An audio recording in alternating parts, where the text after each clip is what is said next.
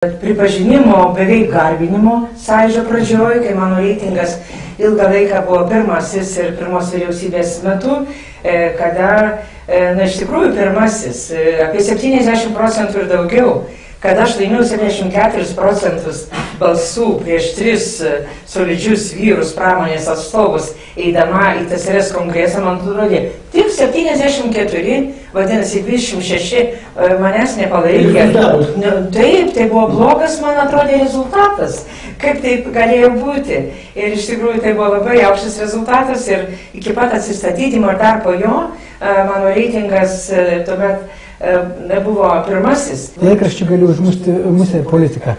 Tai iš ties žurnalistai politikos atžvilgių turi daug galių ir daug įtakos, bet jų pilietinė esminė funkcija informuoti visuomenę, informuoti piliečius.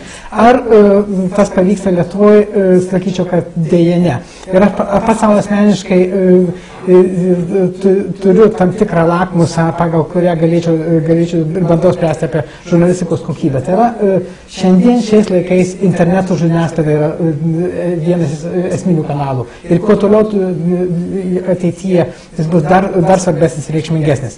Bet tokių komentarų internetinė žiniasklaida kaip Lietuvoje, švelniai tariant, nėra nė vienoje civilizuotoje pasaulio šalyje. Na ir mes grįžtame po trumpos pertraukėlės ir manau vėl tęsame toliau pokalbį su mūsų viešinė profesorė Kazimiera Prunskienė.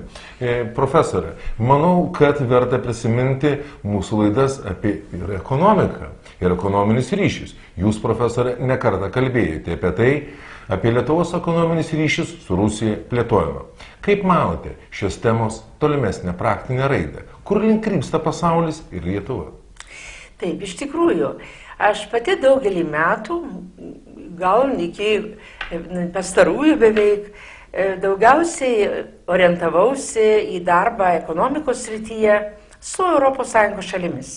Aš pati esu dirbusi mokslinį darbą, rašiusi disertaciją, bendravusi ypatingai su Vokietija. Mokslininkais, politikais, netgi verslo žmonėms, žiniasklaida, krikščioniškom, moterų organizacijom. Puikiai pažįstu tą šalį ir daug dirbau per pirmosius pusantro gal dešimtmečio, beveik 2 dešimtmečius su ta šalim, padėdama Lietuvos verslui susikalbėti, rasti partnerius Vokietijoje ir atvirkščiai, diskutuoti konferencijose įvairiausiomis temomis, pati daugybę tų konferencijų organizavau, bet visada prisimindavau, kad yra ir kita pusė, yra ir į tai, bent jau į konferencijas tikrai tekdavau pakviesti. Bet į tą kryptį mes jam, žinoma, nelengvai, tačiau nuėjom pakankamai toli, tapom ES nariais, mūsų ir politikai pirmiausia, bet taip pat ir stipresni verslininkai neblogai įsisavino tas galimybės, kurios yra vakarų Europoje, ES rėmuose. Bet štai dabar atėjo tokie laikai, krizė mus pamokė, kad negalima eiti tik viena kryptim, kad galimybių yra ir kitur, ir kada, sakysime, šiandien vis sunkiau yra įsiterpti vakarų Europos rinkose, nes ir ten pasidarė labiau ankšta ryšium su ekonominė krize, tuo tarpu rytų šalys pakankamai neblogai atlaikė tą krizę, netgi Rusija, tą patį pasakyčiau dar galbūt konkrečiau apie Kazakstaną, netgi Kiniją ir Indiją, ir to šalys taip pat palaipsniui stiprėja. Ir dėl tos pačios Rusijos rinkos konkuruoja stambios vakarų šalys. Pažiūrėkit, kiek Vokietija dirba su Rusija, pati mano pažįstama Angela Merkel, premjerė, kiti politikai. Ir čia mes, būdami kaimynais, negalim pražiopsoti tos galimybės dirbti šiuose rinkose.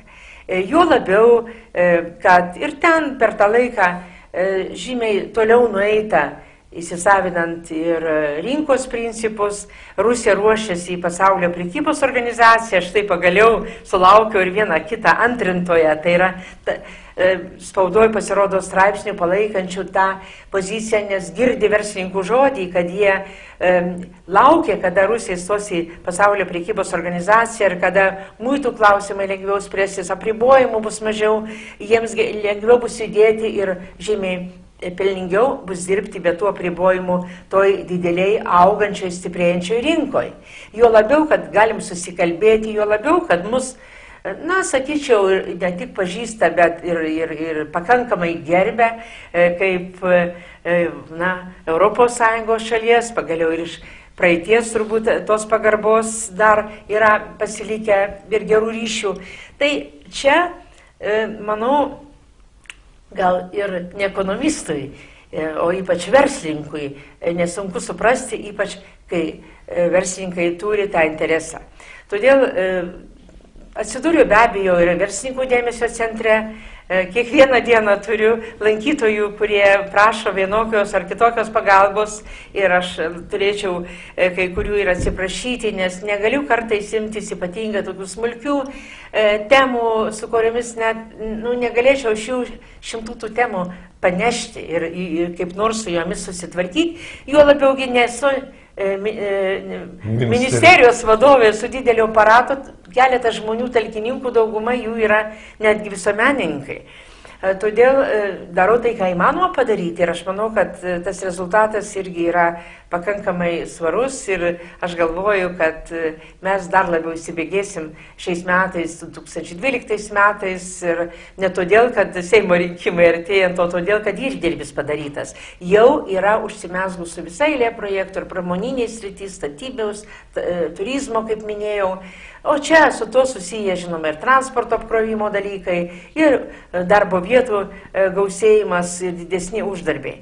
Tai aš tikrai visada jaučiuosi laiminga, jeigu galiu padaryti ir pasiekti rezultatą, kuris man daugiau galbūt dvasiškai, psichologiškai svarbus, bet kuris atneša naudą didesniam skaičiui žmonių. Na ir kaip visada užsiimti taip pat ir įvairiam paramos vairiom programom, priemonėm, įsijungti į kitų geras iniciatyvas ir tai labai svarbu. Bet prie ekonomikos grįžtant, be abejo, aš norėčiau galbūt dar, kad mes kokį fragmentą iš mūsų pokalbio, tarkim, kad ir vieno iš paskutiniųjų pokalbių, kur dalyvavo profesorius Jasinavičius. Taigi, gerbiami televizijos žiūrovai, grįžkime trumpam į studijos link vienos iš daugybės laidų.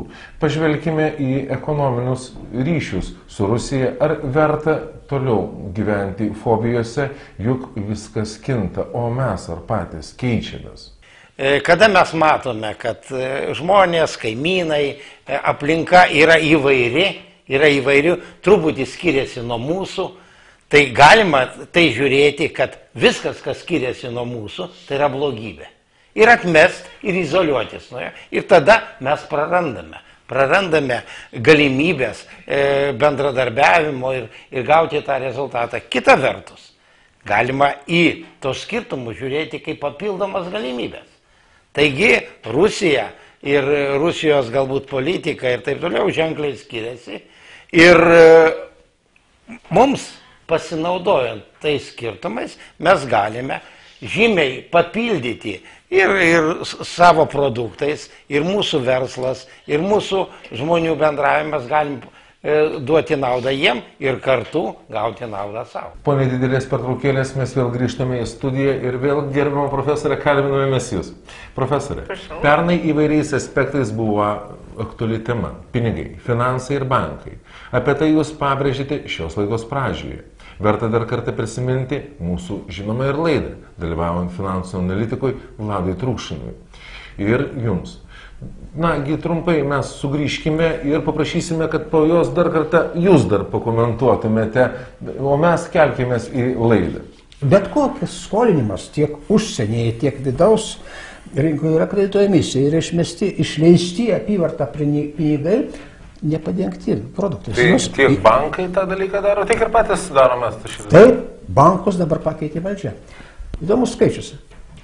8 metų ketvirtam ketvirtį šitokios ekonomikos skolos bankai dominavo, jų dalis buvo didelė.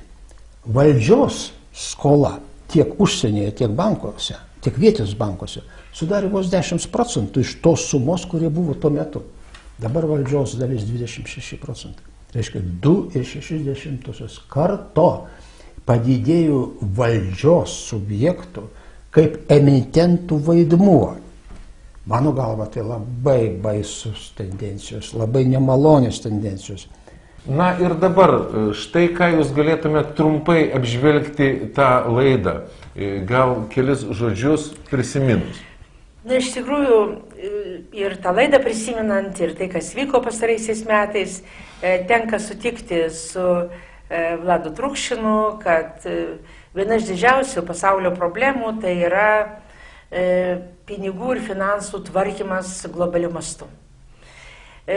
Finansinė, taip vadinama, ekonomika, pinigų ir finansų sektorius gerokai atitrūko nuo realios ekonomikos, nuo ūkio poreikių, nuo raidos, nuo realybės ir iš tikrųjų pinigų skaičius didėjo, pinigų kiekis didėjo neproporcingai ekonomikos augimui. Tas galų gale pasiekė tam tikras pavojingas ribas ir padarė nemažai sukrėtimų pasaulio mastu. Ir jeigu ir toliau taip vyktų, tai be abejo tos krizės ilgai, ko gero ir chroniškai purtytų pasaulį. Todėl manau, kad pasaulio šalys ir ypatingai tokie dariniai kaip Europos Sąjunga, o dabar kūrėsi kaiminystė Euroazijos sąjunga, stiprėja tokios šalys kaip Kinija ir Indija ir pradeda daryti didesnį vaidmenį globaliai ekonomikai ir finansams ir duoda signalus taip pat ir dėl dolerio emisijos ir jo taikymo sferų, kitaip tariant, Jungtinių Amerikos valstijų atžvilgių. Ir visą tai, žinoma, reikalauja, kad pasaulis būtų šia prasme išmintingesnis ir kad vienas sritis, finansų sritis, bankininkystė neužgoštų ekonomikos ir socialinės aplinkos.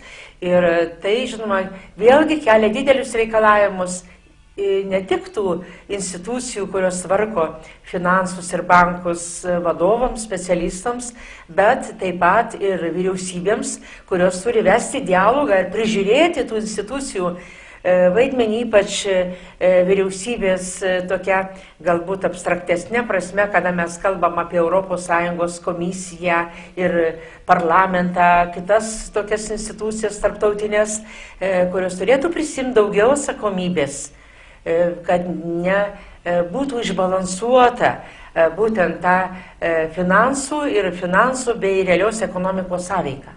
Štai tą kryptį, manau, mums teks dirbti ir 12 metais ir ateityje, bet tai yra be galo sudėtingas iššūkis netgi bristi į tą tematiką, bet džiaugiuosi, kad Lietuvoje yra ekonomistų, kurie tai daro. Yra ekonomistų tarptautiniu mastu. Ir 11 metais Tarptautinė ekonomistų sąjunga, o pernai aš tapau jos viceprezidentė, kaip tik šiai temai skiria daug dėmesio, be abejo, ekonominės finansinės krizės kontekste. Tik tai klausimas yra, ekonomistų yra, bet ar jie juos kas nors girdi?